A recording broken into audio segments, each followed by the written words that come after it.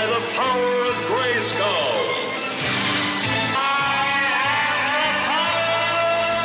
Ladies and gentlemen, welcome to the show. It's Movie Wire time. Oh, the Movie Wire. Bring the firing squad. Bill, Justin.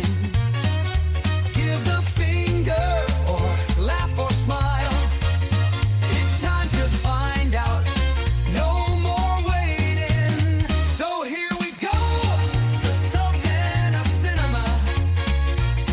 The gumshoe of review. Here is Justin Henson. Let's start the show. Let's go. welcome to the Movie Wire. And welcome to this week's edition of the Movie Wire. I'm your host, Justin Henson, and welcome to the show. We've got a big show this week with 4 brand new movies, with 4 brand new reviews, with 3 playing in theaters, and 1 that's available to stream right now. This week on the show, the more you look, the more you find, and you're not supposed to be here in Backrooms. Only one can have the power in Masters of the Universe. In the mere hours before D-Day, a decision changed the world. Based on the untold true story comes pressure. And finally, humans for the most part are dull and blundering, but occasionally can be remarkably bright creatures. In the Netflix exclusive, Remarkably Bright Creatures. We've got a lot to cover this week, so let's jump right in. Ready for my verdict? Let's get into it. Out of the windows to watch a roar and a bursting of flames. The Movie Wire podcast. There it is. With just meet people like me. The Wire. And here we go.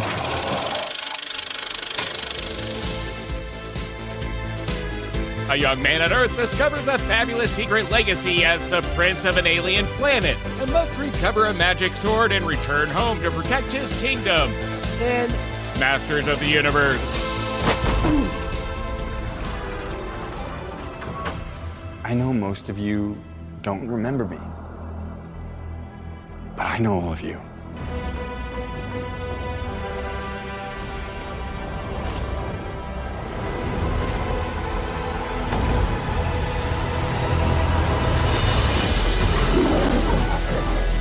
Even though I was stuck light years away on Earth, I never stopped trying to get back home. Everything changed since you left. It's all gone. Skeletor took my family.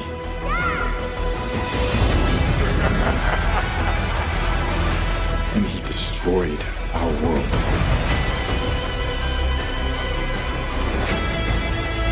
It's all my fault. I know how it feels to fail. Take the sword. And when you fall, that's your chance to stand tall.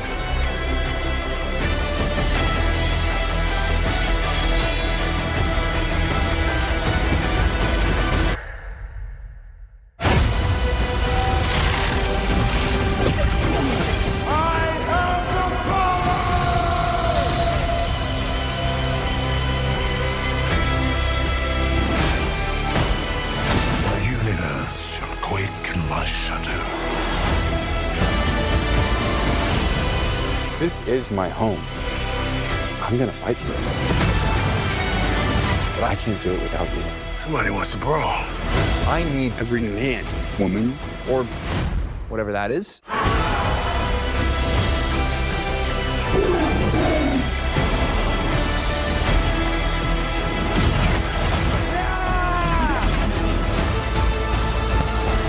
You may have the power,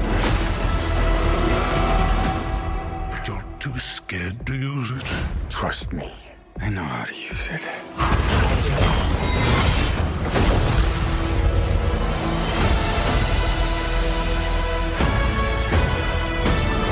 You tell everyone that you're from another planet. It just makes you sound a little very crazy. It's been 39 years since we first saw He-Man on the big screen with Dolph Lundgren having the power. Now, with the success from Barbie, it was only fitting for studios to give the boy line of toys a rebirth, if you will. Now, first and foremost, let me just state that this movie goes on for over 2 hours and 20 minutes. That I will state right off the bat, given what the movie presents, this is way too fucking long. And most of it is at the fault of our writers here, Chris Butler, Aaron Nee, and Adam Nee, where they spend most of the second act spinning their tires in dialogue, attempting to try and make He-Man a symbolic message surrounding vulnerability and masculinity. These writers try to do what Barbie did for girls, but here for boys that grew up with He-Man, to deliver a message to say it's not about the muscle, it's about vulnerability, it's about recognizing who you are, emotionally, whatever. And don't get me wrong, I don't mind a message like that there is more to a hero than just muscles, weapons, and fighting. But it spends most of the second act introducing characters and having conversations to show examples of this. Whereas we're getting into the second act, we do see a brief fight scene with He-Man as he presents his power, but the rest of the second act feels like a support group for He-Man, where I whispered to my partner sitting next to me, stating, I don't think I have seen He-Man cry so much. And after a discussion after the movie, in which my partner said she liked the movie, and I didn't hate the movie, but I asked her, what happened in the middle of the movie? She couldn't answer. She already forgot. Because the movie really does, again, just spin its tires to attempt to make this movie mean something. And I get it. Times have changed since the 80s, that there needs to have a message, apparently, to a movie. But this is a movie that leans into a lot of questions. First, what is this movie trying to accomplish? Second, who is it meant for? Third, who will be entertained by it? And those that were fans of the original cartoon and toys will almost be manipulated into liking it. Because the movie starts off strong with fantastic visuals, fantastic action, cartoonish feels, and ends on the same exact note. We get all those feels as we do watching a Saturday morning cartoon. It hits every note right when it comes to the feeling of nostalgia, all with a killer brilliant soundtrack and score by Daniel Pemberton that mixes 80s vibes that coincide with the action. But it's everything in the middle that bogs this movie down. Now, He-Man, or Adam, I should say, is played by Nicholas Galitzine, and he does an admirable job here. He fits the part, where he is sent to Earth as a young child, just like the Superman concept, to protect himself and the Sword of Eternia, as his parents, the King and the Queen of Eternia, are overthrown by the evil Skeletor, played here by a very bad voiceover by Jared Leto, who seems to channel his inner Patrick Stewart with a cold. Adam loses his sword on his journey to Earth, only to grow up working in HR for a company, still attempting to find the sword that he lost. And of course, when he finds said sword, his past returns, as well as him back to Eternia to gain back power and defeat the evil evil Skeletor. Now, here's the deal. The movie is absolutely incredible when it sticks to its forte, which is cartoonish action, cartoonish characters, and the fun visuals. And, again, the fun music. All of this works in unison. But this is merely maybe 45 minutes of the movie, if I'm being generous.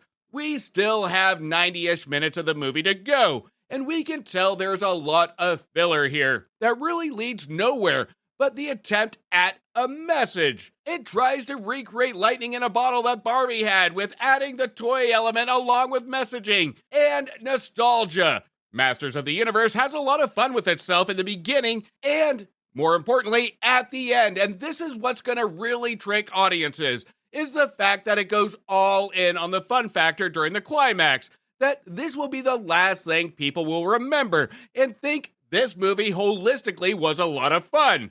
The climax is what the whole movie should have been, and not overcomplicating itself with the messaging of it. I could have walked into this movie and watched it for the first 30 minutes and then came back in the last 30 minutes, and I still could have figured out what's going on and probably had a better time. Because even the attempt at jokes here fall flat when the movie tries to be unique. But when it self-realizes and pokes fun at itself, this is where the jokes are at its highest. Again, especially during the climax. But here's the deal. The movie, when it self-realizes, is absolutely incredible. When it comes to the fun factor, the action is pure mesmerizing eye candy. The soundtrack, I can't say this enough in my reviews, but the soundtrack gets the assignment, but our writers do not. I just wish our writers were just as smart as our composer. And director Travis Knight, who directed the completely underrated animated film 2016, Kubo and the Two Strings, and 2018's Bumblebee, really does tap in and goes all in to try and make this visually fun, even during the lackluster middle, where we at least have some fun things to look at. Masters of the Universe is a tough one to review because on one hand, I like a lot about it, the beginning and the end. But on the other hand, it's a tough one to recommend because what I was hoping is an experience not just for fans of the show, but an experience for a family to introduce what some of us grew up with, or even introduce a new generation. But here, the movie is too long for kids, gives Easter eggs of the 80s for nostalgia,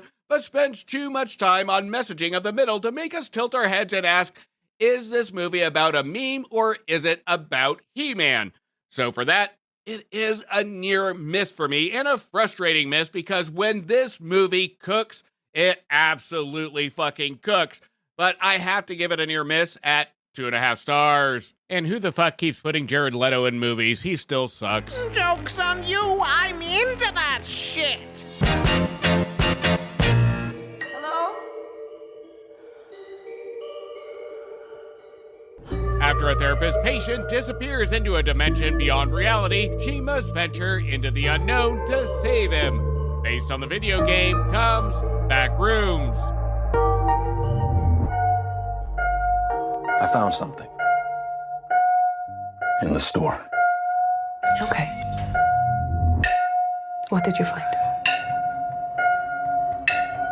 The place.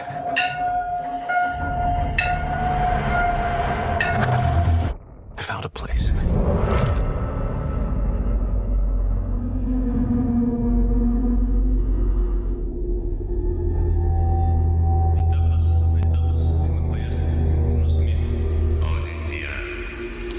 हम जमीन के रहने वालों की तरफ से Hello?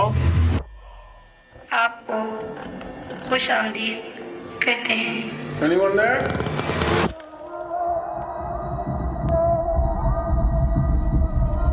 Look, I know how this sounds, but you gotta understand, it's massive in there. I'm not saying I don't believe you.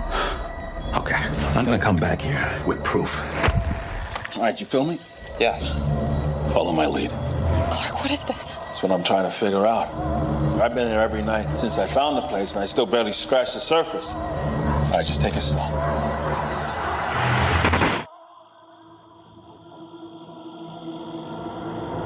Oh my God. Pull me up, pull me up, pull me up! What do you see? All these rooms. This place builds them. It's like a maze. It just goes on and on. Sometimes I'm scared I'll get lost. Clark, can you hear me? I don't understand. What is this?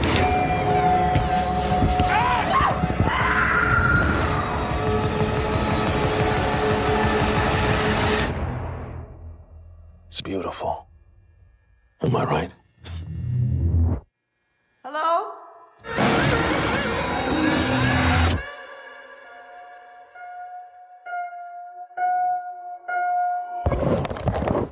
I don't know. Recently we have had Exit 8. I liked the movie, but the game was frustrating. Iron Lung loved the game, but the movie was meh. Now comes Backrooms, where both, to me, the movie and the game was meh. But the one thing they all have in common is that they all look fantastic on a modest budget, in which all come from up-and-coming YouTubers. In Backrooms, we have director Kane Parson, who also has a writing credit alongside William Sodick. Parsons made his debut with a Backrooms found footage film from 2022, and with only being 21 years old, I have to take into account the visionary direction that this movie truly has. But at the same time, the storytelling aspect is truly missing. And with Parson teamed up with Sodick, a writer with only TV under his belt, the disappointing thing is what this movie could have been with a script that actually challenges versus confuses the audience. Yes, we can get what Parsons throwing down after about the hour and 20-minute mark, after a singular scene. But the movie is merely 30 minutes away from ending by the time we get the long-winded, I get it, and Parsons and Soda give the visual hint of what the movie is going for prior, but it's just not impactful enough to make me care or feel curious. This feels more focused on appeasing the fans of the game by atmosphere rather than creating something meaningful. Backrooms follows Clark, played by Chiwetel Ejiofor, a furniture store owner that is down on his luck after what the movie presents during sessions with Clark's therapist, Mary, played by Renata Riensva, is that he is recently divorced and lost everything. By drinking is what the movie hints at, with regrets of what his life could have been, with Clark being an architect. But he was the main financial backbone of the house while his wife went to law school. But now he is left running a failing furniture store and actually living in it, while his wife has the house he paid for. This is where Clark discovers a section of his downstairs store walls lead to an alternate office building, if you will, in which I'm sure Clark, being an architect, is saying, what the fuck is going on here and who created this shit? But this leads him to discover the mysterious back rooms that is empty but filled with mysterious props and endless rooms. Now, there will be no debate for me, just like Iron Lung, that the movie looks fantastic, and the strategy to go from 4:3 to 16:9 aspects with a 90s feel, this all works here. But does it work alongside the story? The answer is absolutely not. We get little clues that the movie is hinting towards the back room being that of one's subconscious from trauma. But the movie, given its runtime, never really gives us anything other than surface level stuff. The perception of memories, how we remember past events through our perspective, the way we mentally process trauma, to how we deal with trauma. The movie completely wastes these topics, these high-level topics, and merely just presents it in a short scene. Most of the time, we are just showing off the look of the film through practical effects. And this is an absolute shame because this could have been an abstract telling of a story of trauma through abstract visuals. But Kane Parson hasn't built that muscle up. He is treating this movie as an overlong short film. Stretching an idea into almost a 2-hour movie was just mere moments that are spread out to an actual thought to the viewer of what we could have been thinking.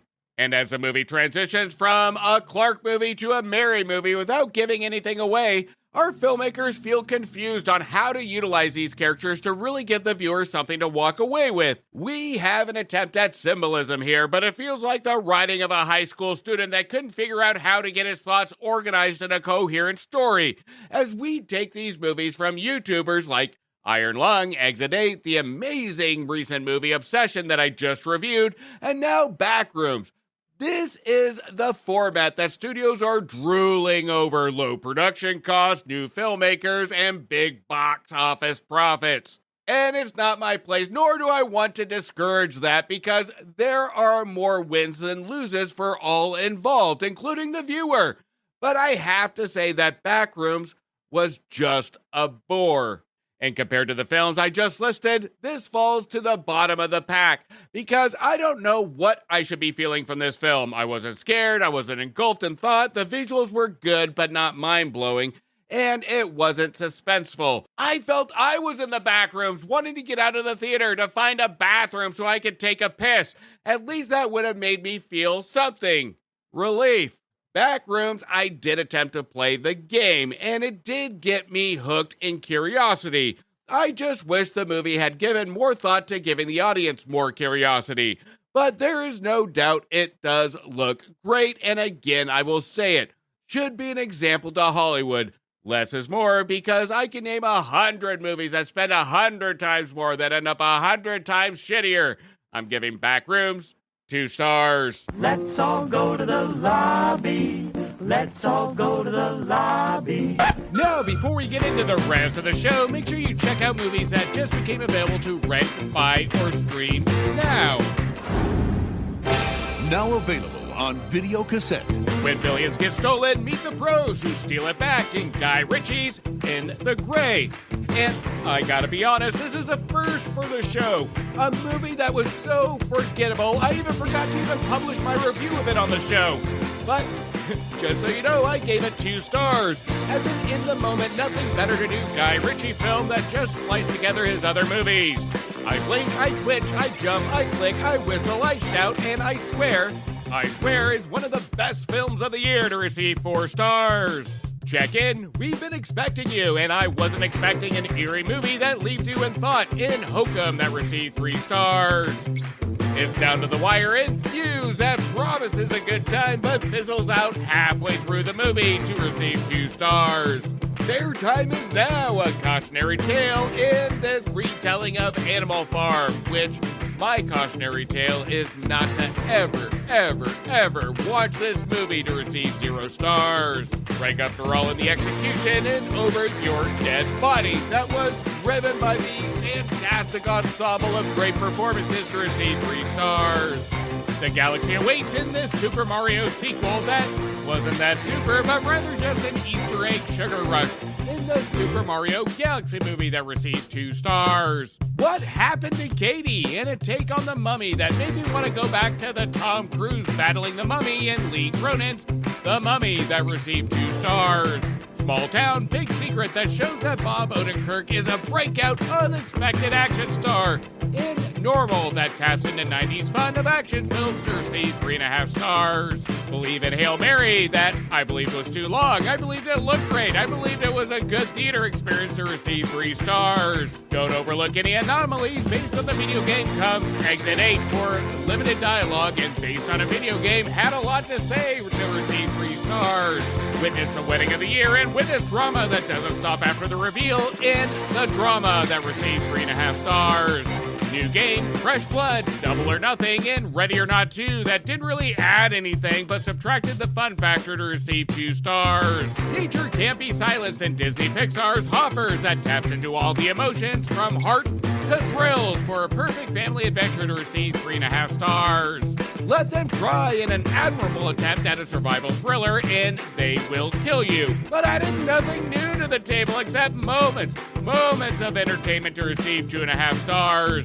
Witches in Retail that mixes The Craft and Mean Girls, and I was all for the witty dialogue that drove the entertainment factor in Forbidden Fruit that received 3 stars.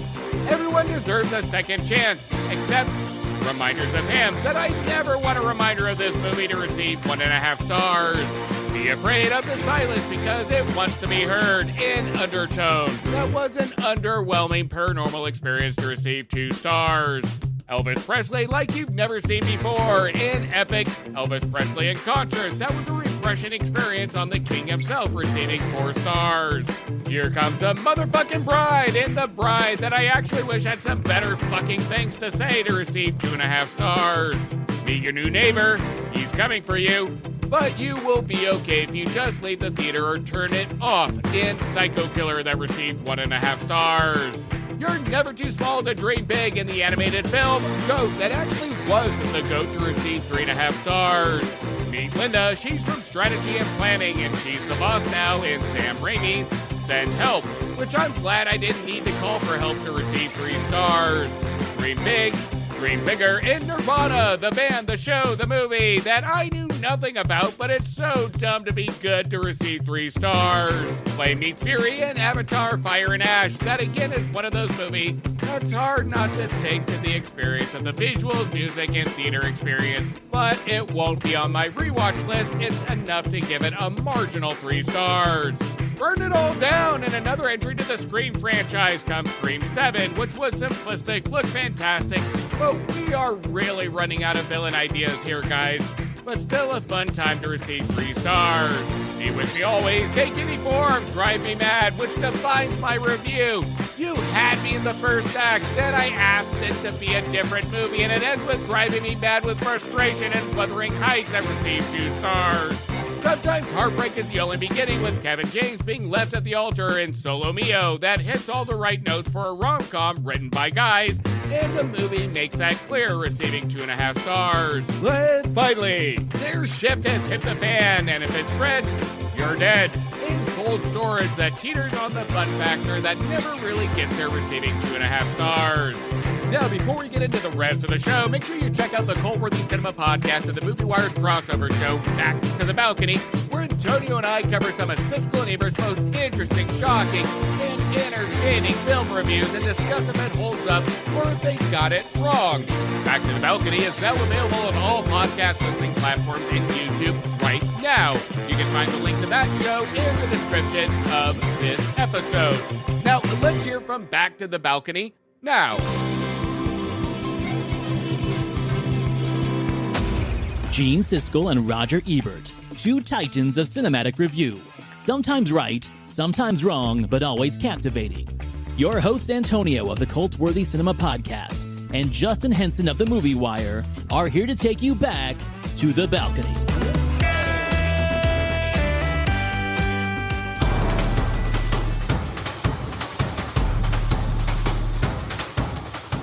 In the 1072 hours before D-Day, General Dwight D. Eisenhower and Captain James Stagg face an impossible choice: launch the most dangerous seaborne invasion in history, or risk losing the war altogether. In Pressure. The final decision on the timing of D-Day will be mine, and mine alone. Call General Eisenhower. Tiger was a training op, dress rehearsal for D-Day. They walked right into it. One mistake. Just that one mistake. Ike, you have to stop doing this to yourself. What's done is done. Group Captain Dr. James Stagg, here at the express request of General Eisenhower. Do we have a date yet for the invasion's out? D-Day is in 61 hours from now. This is the largest seaborne invasion in history. Fate of the war, thousands of lives hinge on this. I need a forecast. Churchill tells me you're the best meteorologist in the country. Get me the latest readings from every single base within 2,000 miles of Normandy. The invasion's confirmed for Monday. Oh, they won't like this.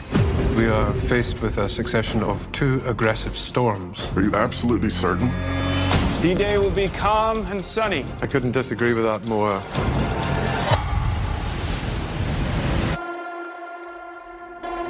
If D-Day is cancelled, we will lose this war. The final decision on the timing of D-Day will be mine, and mine alone. If you invade tomorrow, they're going to be washed away. 300,000 men with families that they may never see again. Why should I trust you? We must face the facts! The facts, however frightening they may be! If we delay, the enemy will be ready and waiting. They'll slaughter every single last one of us.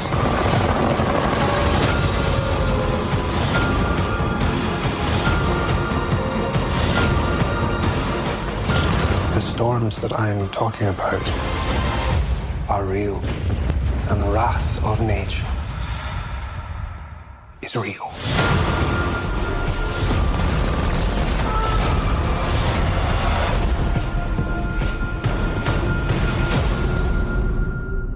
An hour and 40-minute movie about D-Day, or should I say the events that led up to it. Walking into Pressure, my first thought was, thank God with the runtime. It's going to be just the facts, ma'am. And by the time I left, I was torn in my thoughts, where the pacing is on point and the movie just flies by, but I couldn't help to think that Pressure was missing something. Andrew Scott plays James Stagg, a meteorologist that is brought in by Dwight D. Eisenhower, played by Brendan Fraser, to partner with a meteorologist from the United States, Irving, played by Chris Messina, to predict what the weather could be on the beaches of Normandy on the original planned day of D-Day. That would be June 5th. But conflict arrives where Irving, who plays a high-ego Hollywood type of meteorologist, predicts sunny skies, and Stagg predicts dangerous storms that would prevent the mission. As the clock ticks, Stagg has limited time to convince Eisenhower to halt the mission, to prevent a massacre of soldiers. Now, Pressure is fully loaded of talent: Messina, Andrew Scott, Damian Lewis, and of course, Brendan Fraser. And they all give engaging performances here. And these engaging performances help with the brisk pace of the film, where we want to hang on every word that these characters speak. But the problem I had with the movie is the script was very simplistic and to the point, which justifies the short runtime for a movie about war, where our writer-director Anthony Mares took the stage-to-screen adaptation by David Haig and almost made it too simplistic to not get into the weeds of strategy and science discussions of what really went on behind closed doors. And because of that, we get not necessarily the definition of great performances, we get engaging ones that make them great. The performances match the pacing, it helps with the pacing, and it helps move the movie along. And, you know, my woulda, coulda, shoulda with this film would have been spending more in-depth time with these characters to really understand the conflicts they have with each other, especially because when you have the engaging performances, you become selfish as a viewer and just want more. And for some, at the entertainment aspect, that's just enough. But for some that really want to take something away from the movie, again, we might want more of that. Even to the point I could appreciate the simplistic way our James Stagg character explains the weather. Even when he is arguing with Irving, it seems we are learning something on a simplistic level to understand. But part of me said, I get the basics, now lead up to the show me something more advanced or give me more individual scenes of Irving and James debating on why they are right before they present to Eisenhower recommendations. The pressure needed more build of pressure from our characters instead of just mere moments to present an outcome. But when Stagg is presenting to Eisenhower along with Irving at times, these scenes are met with assumed tension that never really had me feeling the pressure. And part of this is something that I thought I would never say, especially in the last couple of years, that as much as I love him, Brendan Fraser feels misplaced and miscast. Again, it's not a bad performance. There's a level of humility on the Eisenhower character that I can appreciate. There is a different take that we can tell Fraser is leaning into what his capabilities are to show us his Eisenhower impression, where even when he is being stern and showing authority, I never found the tension or stakes. He is at his best here when he is just having a vulnerable conversation that we mainly see towards the climax. And this could be either a direction problem of Anthony Mares not keeping up with the cast on how to really have these stars shine between his shots, because we do get some questionable shots that Mares inserts into some big moments here. For example, we have a shot where we have an attempt at tension with Fraser losing his temper with Stagg, and instead of capturing the moment between these two characters or an up-close shot, we get a shot of Fraser behind the shoulder. And a shot like this could work, but the camera is so far back, it takes us out of the tension. And this is either a bad decision of style or Mares isn't happy with how Fraser looks when he raises his voice. Either way, it takes us out of believability to the spoken dialogue. By the time we get to the climax, which is a Saving Private Ryan in reverse, it's a hold your breath type of climax because we know what happens on June 6th, where as we land on the beach, Mares does a fantastic job capturing the ugliness of that day and sneaking in a few shots of clouds to represent the topic of weather. But even with the movie's topic of weather, he doesn't take away from the tragedy of war. Even Mara's opening shot of a blood-soaked ocean wave sets the tone to connect the beginning to the end. These are the moments that are well shot, but the direction just feels inconsistent on what kind of movie Mares wants to tell here. And you know, Pressure does a lot right when it comes to the entertainment spectacle of it, of telling a story of the ugly parts of history of the world, which even with my excitement not to sit through 2.5 hours to tell a story of war, made me think, should I find a movie like this entertaining, or should I be wanting a 2.5 hour in-depth look at the story and characters to take something away? Where I think Pressure misses slightly is finding a good in-between. But where the movie does miss, the cast really does pull this movie together to really engage with the viewer. It did stay with me after my viewing by mainly the performances and the delivery. And with this, given its runtime, its talent, its pacing, this will be one that audiences will really get sucked into. But I still can't help to think that this movie is missing something. But there's enough here to really make it memorable and stay with you after viewing. So for that, I'm giving Pressure 3 stars.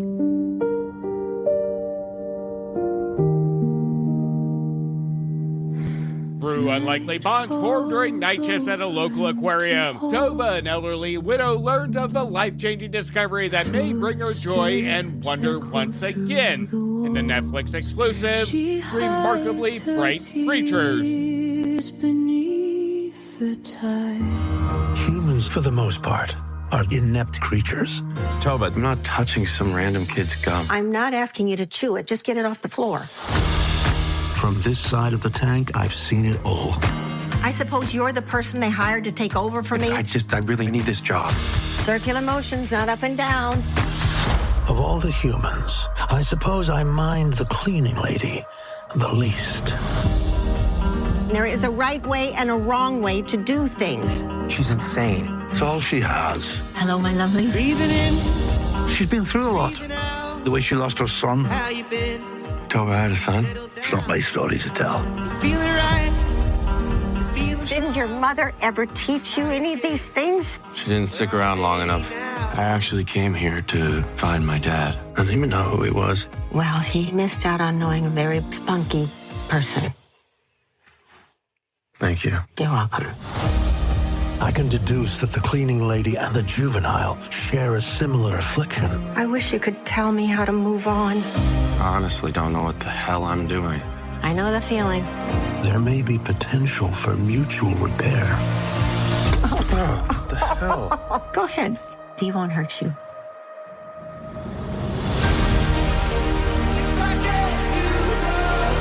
Don't you ever want to be alone?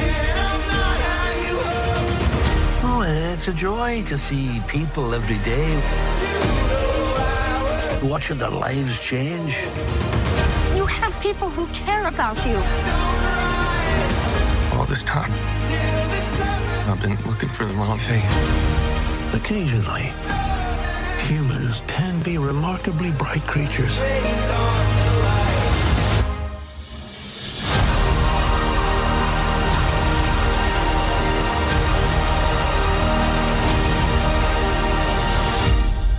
Based on the book by Shelby Van Pelt, Remarkably Bright Creatures is a hypnotic journey into cinematic meditation of taking the viewer on a journey of life, with Sally Field and a wise old octopus voiced by Alfred Molina. The movie follows Tova, a widow navigating the routines of a life that has grown smaller in the wake of loss. She works nights at a local aquarium, a setting that becomes more than just a workplace. It's a sanctuary, it's a quiet place, a place where the quiet hum of water and glass feels safer than the unpredictability of human relationships. We can tell that Tova is conflicted, she has damage, but Tova isn't written as a tragic figure. She is sharp, observant, and awfully sometimes funny on a dry surface level kind of way. Sally Field gives, of course, a great performance as an anchor to this movie. It is one of the main reasons to see this movie, allowing us to feel the weight of her loneliness without ever being told how to feel.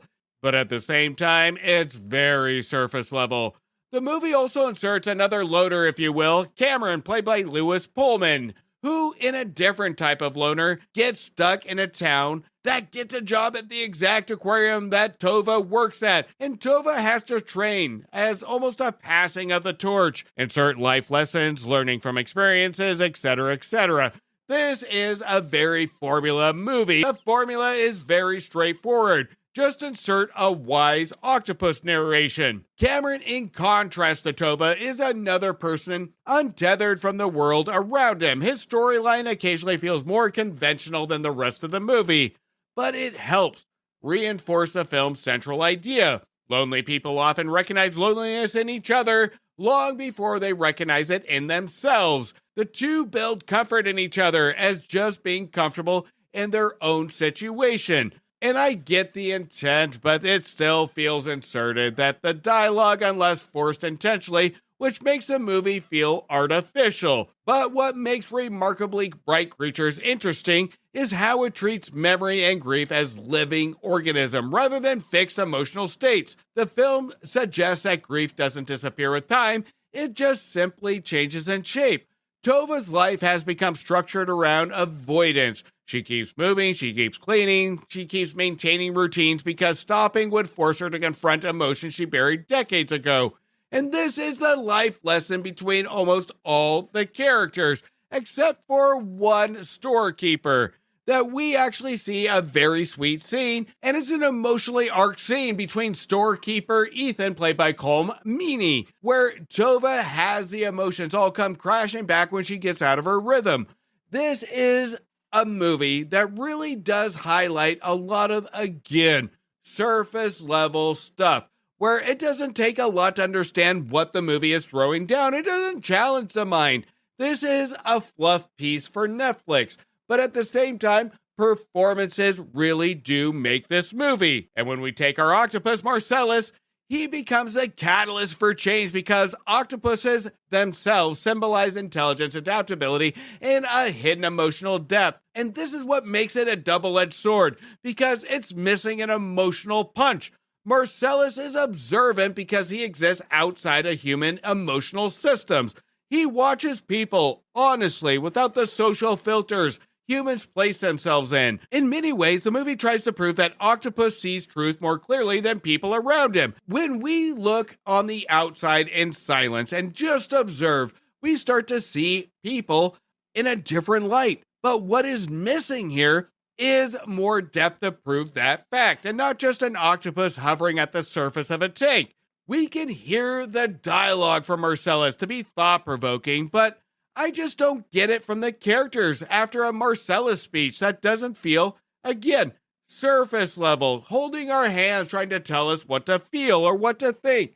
Sally Field is lovely and fantastic as she always is, and a driver for the movie.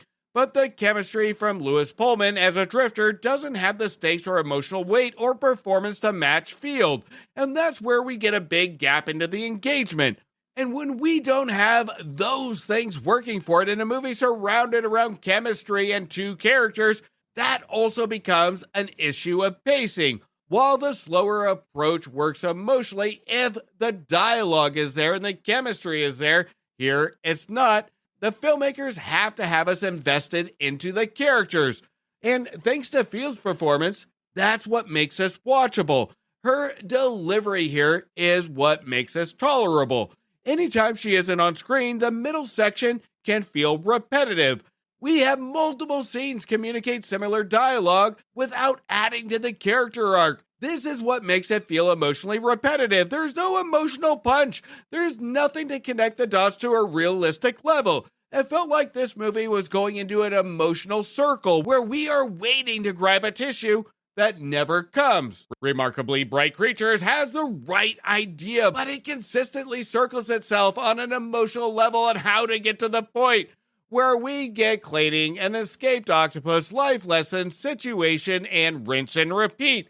And the dialogue doesn't help amplify these characters with each repeat. But it's hard to ignore the sweetness to the idea to the messaging, where it is a surface level movie. It feels good. The settings are like a meditation of the soul with a narration in the background of an octopus at the end of its lifespan. Did it make me reflect on my life? Kinda, yeah. Like, why didn't I walk out of The Strangers Chapter 3? I could have spent time with my loved ones. I could have watched an octopus or paint dry. The messaging of Remarkably Bright Creatures is admirable, and it's hard to downgrade it. But if you take Sally Field out of the mix, the movie really does have no talent to support her, other than an intelligent octopus hanging on for dear life. The other problem with the movie is that it doesn't embrace situations. It tries to be too innocent most of the time, and that's not life. We have a scene where we have Field and Pullman in an innocent morning getting dressed, while one of Tova's friends walks in, and it looks like these two had an intimate night of humping. And even here, the comedy attempt stays too safe, and again comes the dialogue problem, where it just ignores it and allows the situations to attempt to sell itself. It's wasted. Remarkably Bright Creatures, it's innocent, it's sweet at times, it tells a surface level message, and it makes us in this crazy world look at Tova's profession as an aquarium cleaner say, I want that job. It's quiet, it's soothing, and it does make this movie perfect for meditation or soothing during a rough day, but not much anything else. So I'm giving Remarkably Bright Creatures 2.5 stars.